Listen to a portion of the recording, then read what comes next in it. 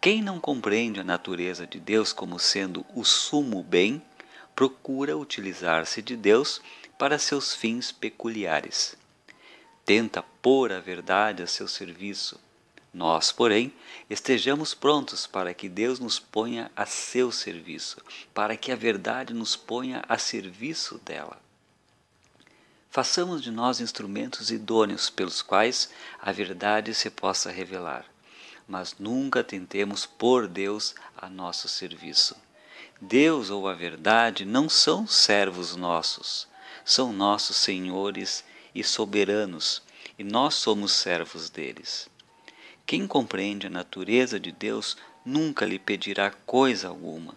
Deus só poderá doar a si mesmo, e este dom é suficiente para todas as nossas necessidades.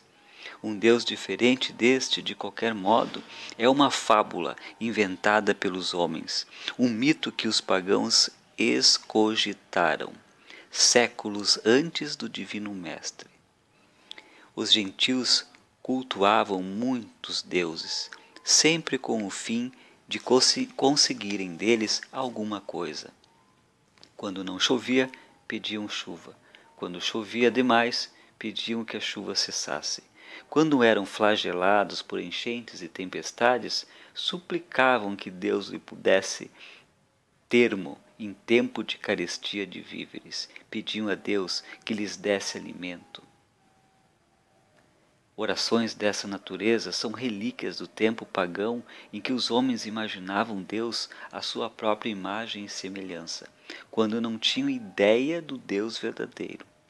Quando não conseguiam obter de um único Deus o que tinham mister, inventavam muitos deuses.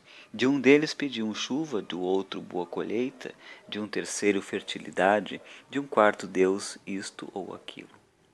Mais tarde, quando Abraão trouxe a doutrina de um Deus único, a única mudança que seus adeptos fizeram consistiu no seguinte: em pedirem de um só Deus as 10 coisas que outros pediam a 10 deuses. Rezavam a um só Deus, que os recompensava quando eram bons e o castigava quando eram maus. Deus, porém, não é assim. O Deus verdadeiro é aquele cuja chuva cai tanto sobre justos como sobre injustos, e cujo sol beneficia tanto os bons como os maus. Deus está igualmente ao alcance dos santos e dos pecadores. Olha imparcialmente para todos, independentemente de raça, cor ou credo, independentemente de religião ou falta de religião. As diferenças na vida de cada homem individual nada têm a ver com Deus. A sua causa está na ignorância ou na imperfeita experiência que os homens têm de Deus. Quem pede a Deus por determinadas coisas, saúde, dinheiro, casa, amigos, procura fazer de Deus o seu servo, ao qual se possa dar ordens para cumprir a sua vontade de seu senhor humano.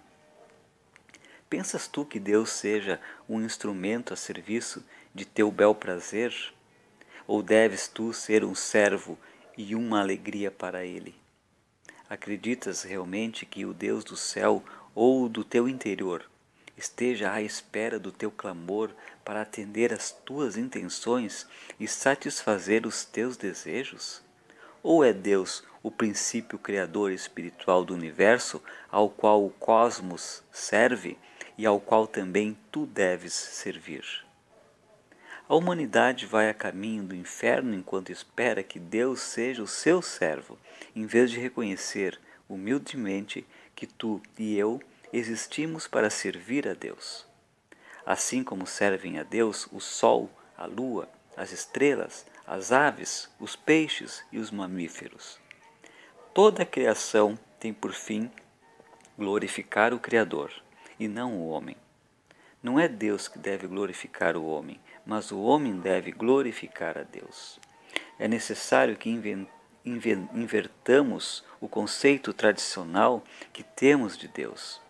Não somos nós que tenhamos de ensinar e aconselhar a Deus, mas Deus tem de ensinar e aconselhar a nós. Homem, mantém-te sempre pronto para receberes do teu interior o impulso da verdade. para que a verdade seja revelada por ti.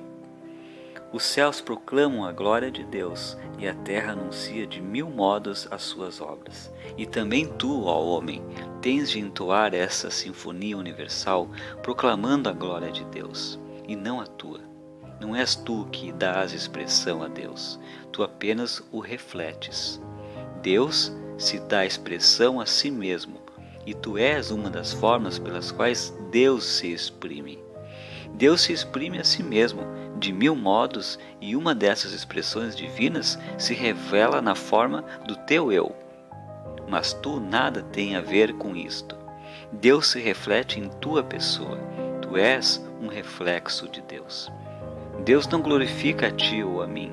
Deus se glorifica através de ti ou de mim. Quanto mais te aproximares desta ideia, tanto maior será a glória de Deus que testificas. Perante Deus se dobrará todo o joelho e se descobrirá toda a cabeça. Lembra-te dele em todos os teus caminhos, e ele te conduzirá. Não lhe fales sempre por toda a parte dos teus desejos, das tuas virtudes, das virtudes da tua família, do teu povo. Não. Não digas nada a Deus. Pensa nele. E como poderias pensar nele senão do seguinte modo: Deus, tu és a infinita sabedoria que criou este universo, a sabedoria que sabe governar tudo sem nenhum auxílio da minha parte. Perdoa-me, Pai, se alguma vez te falei das minhas necessidades, das necessidades da minha família ou do meu povo. Perdoa-me, Pai, as muitas vezes que ergui a ti meus olhos, na esperança de que tu servisses aos meus desejos. Concede-me a compreensão que fui criado à tua imagem e semelhança, a fim de testificar a tua glória. Os céus proclamam a tua glória e o firmamento anuncia as obras das tuas mãos.